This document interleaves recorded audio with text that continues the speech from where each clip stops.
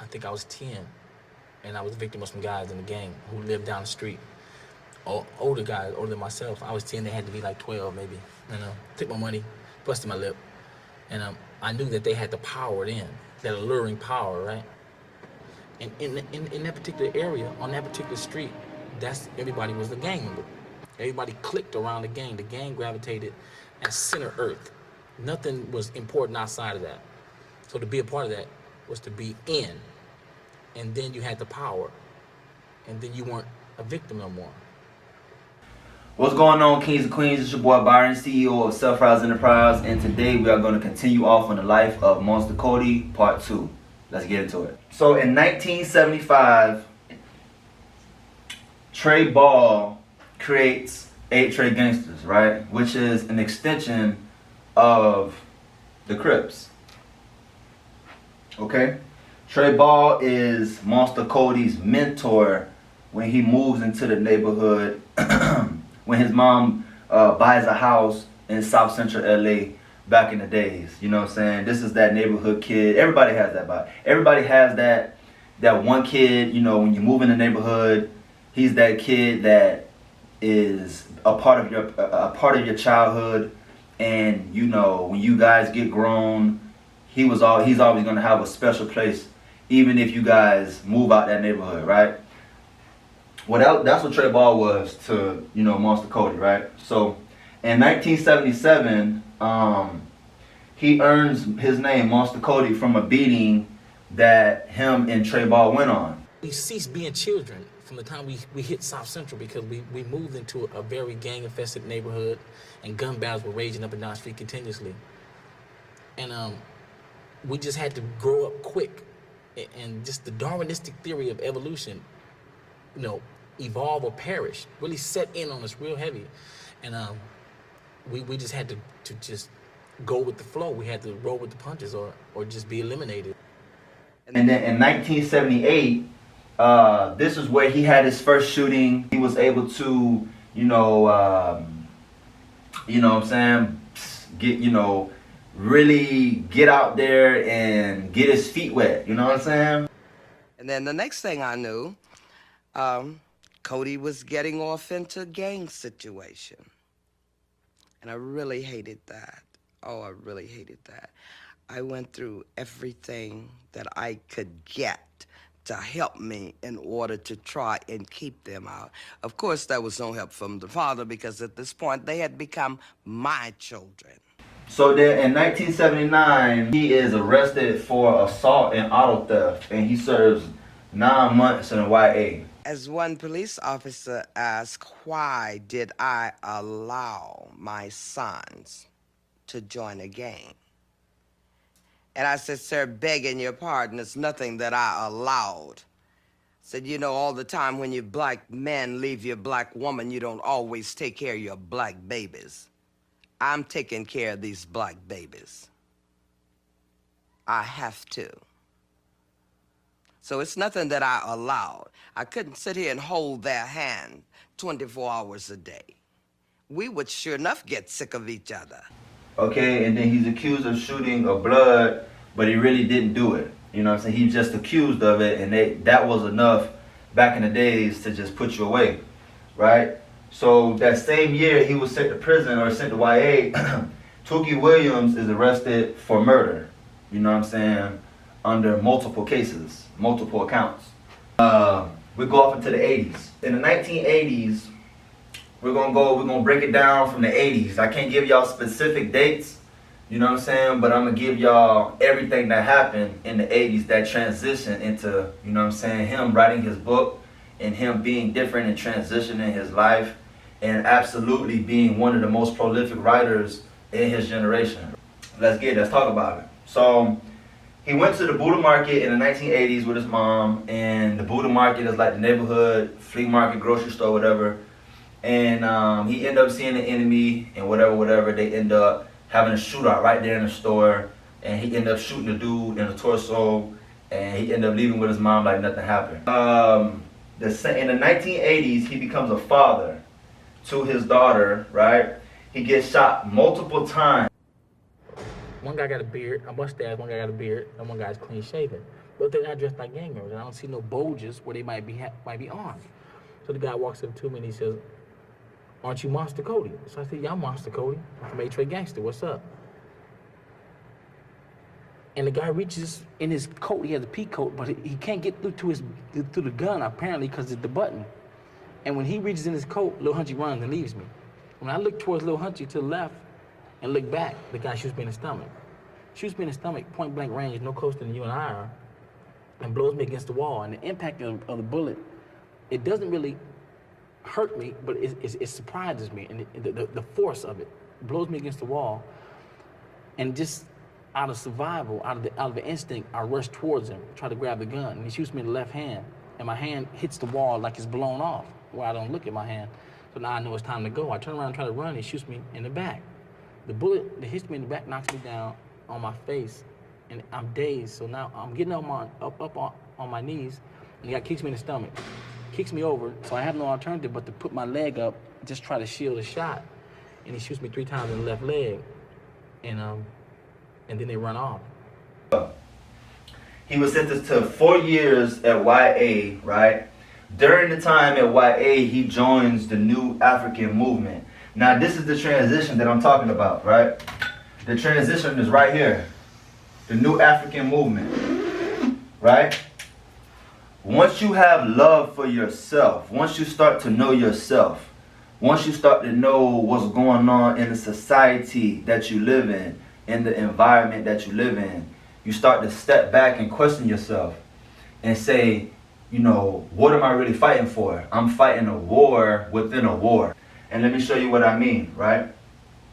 The New African Movement was a way of people to understand how to liberate themselves first and then liberate their people. You feel me? And then ultimately they can go on and be something great for the community and the society. His little brother follows his footsteps and becomes Little Monster because his brother ends up shot. Once his brother's shot, he's devastated, he's depressed, he's seeking revenge, and all he wants is, you know what I'm saying, someone to die for his brother being shot. Once the sun went down, the mission was in action. We had the 2 shotguns that I had, which was a double barrel, which I had, a 20 gauge pump, a 12 gauge pump, a 8mm rifle, and 2 .357 Python hand weapons. And we started on our journey in the enemy territory. We combed each block, looking for any sign of movement. They knew retaliation would be swift. But with it being a holiday, January 1st, 1981, we knew that we would eventually catch somebody out. When we did, we ate them up.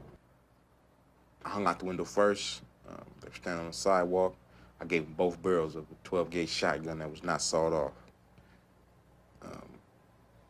That was the person that died. The pictures that I was showed while I was going to court on it, I couldn't believe that a shotgun could actually do a person like that.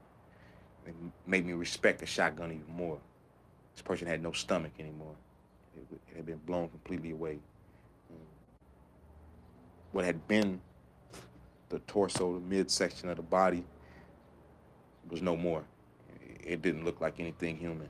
And then we go off into, you know, the ending of the 1980s, right? And he becomes a family man and gets married, but it's hard to change old habits. And what do I mean it's hard to change old habits? Well, I mean, if you've been in prison, and I mean, if you've been stuck in a certain mentality for so long, even though you're trying to change your life, does that make him a bad person because he still goes back to the streets? No. It's an attempt to evolve. You know what I'm saying? Like, anytime a man is trying to transition to be something better, it's not going to be an easy journey. You know what I'm saying? And this is what I talk about, living a thug life. You know what I'm saying? A thug life to the point where you have to try to change who you are in the environment, but it's so hard to get out of the environment because that's what you're so used to. We have to be able to think our way out of our situation, right? So what do I mean, think our way out of our situation? I'm gonna talk about it. So then in 1990, right, he meets Tupac Shakur, and Tupac presents Thug Life. And I want to get this organization started with you. Only we could do it. Let me tell you the idea. All right. It's like we start like this youth league, right? Right. Like football league, basketball, football, softball, for girls and boys. I'm going to get all the rappers to adopt a team. Right. Each rapper have his own team. Coolio have his team, Tretch have his team, I have my team. And we play. And the rappers the ones that put the money up. We get the field, we play. Right. We have like the churches come out and sell food. That's real. We had the fathers and the uncles and all of the men in the community, they do security. Right. Get their respect back for the kids and everything. Then we had the FOI come out. We had the deacons from the church. They do security. And we just play football, baseball, get that community spirit going again. I'm with it, Then man. on the weekends, we have block parties. All right. And every rapper got to get up. Every rapper, nigga, if you got a record out, you got to get up for us. You got to come do a free show for the hood. That's real. And it's like a little tour. So we do that. And we get all the communities back together. And I'm talking to Al Sharpton about this, some other motherfuckers with some power. And then when we do that, we register the voters. And if we can register them for Democrats, Republican, or Independent. Yeah. Once we register the voters, we have power. Then we start going up to the mayors of these cities and telling them, look, we got this many voters in this city. We want you to do this. We want a community center. We start hitting up Nike for the free clothes, the computer stores for the free computers for each community center. And if they don't, then shit, that's how many people we have in those cities we can regulate. You know what I mean? Yeah. If we telling the mayor, nigga, if you don't do this, then we ain't gonna do this. Yeah. If we telling them we can clean up the streets, I'm gonna have all these tough ass, supposed to be gangster rappers. Straight up. We're gonna all get in the van. We're gonna travel. LA got to be the last place because it's going to be hardest. But we can do New Jersey, all of that. We're going to drive to all these drug areas, right? Yeah. Imagine me, Redman, Tretch, Ice Cube, them type of niggas getting out, going up to the whoever's the main drug dealer on that block. Who runs shit? If we get out of a van, be like, what's up, nigga? How y'all doing? What's up? Yo, who the nigga that runs shit? They going to take us to that nigga. We invite those niggas to dinner. Invite them niggas to some Jean Perignon, steak and lobster, and be like, look, player, we asking you, not telling you, we asking you as a player to a player, can you please give us a pass to have these streets clean from 6 p.m. to 11 p.m., 6 a.m. to 11 p.m. Right. Let that be for the kids. Let the niggas be safe during those times. No gunshots, no drug dealers. From 11 p.m. to 6 a.m., y'all can have the streets back. But let us get the streets from these times. Then we can get these politicians. I talked to Al Sharpton. He said he can get the police to like chill out on those nighttime patrols if niggas can get the streets clean from 6 to 11. Okay. Also, he was featured on How Do You Want It video shoot. You know what I'm saying? When Pac was out on bail, and this was going on, and you know what I'm saying, 90s, like 92, 93, 94. And also the LA riots happened where his brother was involved, and his brother was speaking on, some politics going on in the society. He was really Little Monster was going in on a lot of different things that needed to be heard. And also, this is where he came out, this in the 90s, in 1993, this is where Monster Kody transitioned and became the prolific writer he is. This is the book right here. The autobiography of a LA gang member, right? And the reason why I picked this book up from the jump was the fact that Tupac already read the book, and I'm a fan of Pac. So once I heard that he read it, I was just like, let me see what he's talking about. You know what I'm saying? Let me go get it. You know what I'm saying? And that's what happened, man. I ended up going to get this book. And this book is so good, man. This book is like a movie. You see how thick this book is? It's pretty thick. You know what I'm saying? The books like that are that good get read in 2 days, a day. You know what I'm saying? It's one of those books that you can't put down. You can feel like you want to go watch TV, but you also feel like you just missed something, or something's going to come up that you didn't get to in that book. That's the type of book that this man presented. It was prolific. It ended up doing numbers. I ain't trying to put on no airs. I made a little money, $850,000. That ain't shit. For sure. May seem like a lot, but when it's tax-free, come out of the bank, that's a lot of money. But when you fuck with some legal shit, that ain't shit. Uncle Sam was like this far up in my pocket, yo. Look, I'm a thug motherfucker. Ain't never had a job. All of a sudden I write this book, boom, book blow up. Pay a motherfucker. Riches, real shit. Y'all niggas ain't knowing. I'm telling you, real shit. Money, cars, fresh ass boots, all that old shit. Jewelry, thug shit. Book blew up. All the motherfuckers came. People Magazine, Esquire, LA Times, New York Times, The Globe, Boston. Oh man, Washington Post. Motherfuckers was on me. The New Yorker. First, what they want to know, did you really write this book? How could an uneducated motherfucker dropping out the 6th grade, go to prison? We have set you up for failure, period. You do not breathe, period. You're gonna go to prison, juvenile hall, camp, youth authority, prison. You're gonna join a prison gang. You're gonna either get stabbed, you're gonna stab people, you're gonna spend the rest of your fucking life in solitary confinement. You are finished, Kody Scott. And I said, nah. Fuck no. Hell no. I ain't finished, yo.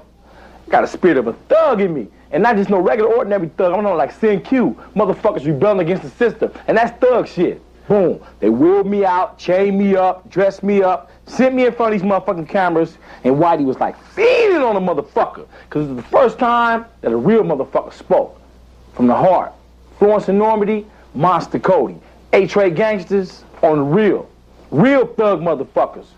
Motherfuckers want to be like us. All over this motherfucker. And I ain't proud of this shit. We did it. That's fucked up. Now it's time to make amends. What we saying now is this. Period. The book blew up.